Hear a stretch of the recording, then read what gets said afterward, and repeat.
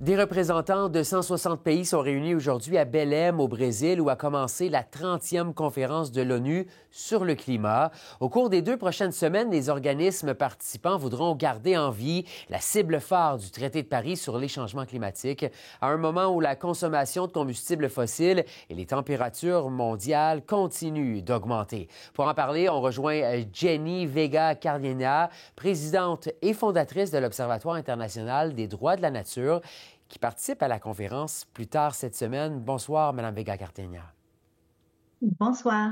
Donc, 10 ans après l'accord de Paris, croyez-vous que le monde politique saura s'entendre pour réellement réduire les émissions?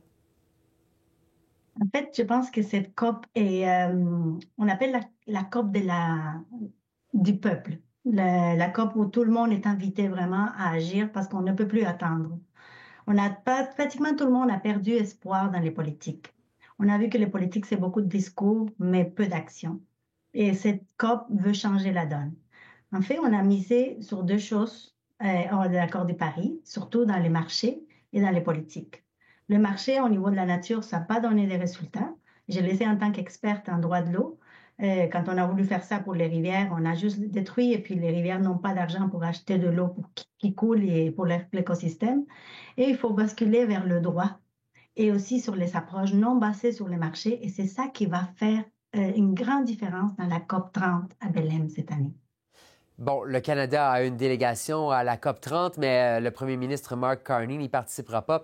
Que pensez-vous des efforts climatiques du Canada ces temps-ci? Mais justement, on est un peu déçus de tous les résultats. Le fait qu'il ne soit pas là, et, le Premier ministre, mais ça en dit beaucoup. Mais effectivement, c'est pourquoi on trouve que c'est plus important encore d'être là comme société civile, comme membre de l'Observatoire, mais aussi on va être accompagné des peuples autochtones du Canada. Et on va faire une belle annonce pour dire le temps d'attente est terminé.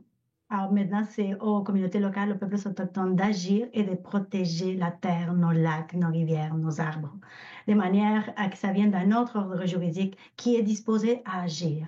C'est pourquoi les droits de la nature, ça va briller, je crois, cette COP. Et puis, on vient surtout pour la deuxième semaine, parce que la première, c'est surtout les grands discours. La deuxième semaine, c'est celle où les gens courent pour arriver à des ententes, arriver à faire une différence pour les années à venir. Vous vous rendrez justement plus tard cette semaine à Belém. Sur quel point espérez-vous voir du changement? Mais en fait, on va ouvrir un nouveau chapitre à la COP. Ça s'est négocié dans la COP 29 et on a inclus dans les approches non basées sur les marchés les actions centrées sur la mère-terre. Et dans les actions centrées sur la mère-terre, vous trouvez les droits de la nature. Et c'est vraiment aligné avec la décision de la Cour interaméricaine des droits de l'homme cette année, où il a dit que la reconnaissance des droits de la nature, c'est vraiment aligné avec l'action climatique. Également avec la Cour internationale de justice qui aussi est fatiguée d'attendre et a dit il faut que je bascule vers le droit. Et je dis que les États sont responsables de tous les dommages qu'on peut causer au climat. Chaque personne peut faire une différence. Si vous habitez proche d'un lac et le lac est contaminé, vous pouvez essayer de le rendre une personne morale et lui donner une voix et commencer à travailler pour le nettoyer. Et ça sert aussi comme puits de carbone. Ça va attaquer et diminuer la sécheresse ou prévenir les inondations, que c'est tous les effets liés au changement climatique. Vous avez des arbres, protégez-les, demandez à vos municipalités de les protéger, de ne pas les couper juste pour des questions qui sont pas... qui n'ont pas un argument solide.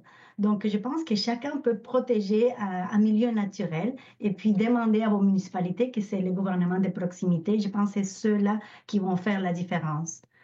Jenny Vega-Cardena, présidente et fondatrice de l'Observatoire international des droits de la nature. Merci d'avoir été là et bonne COP 30. Merci beaucoup.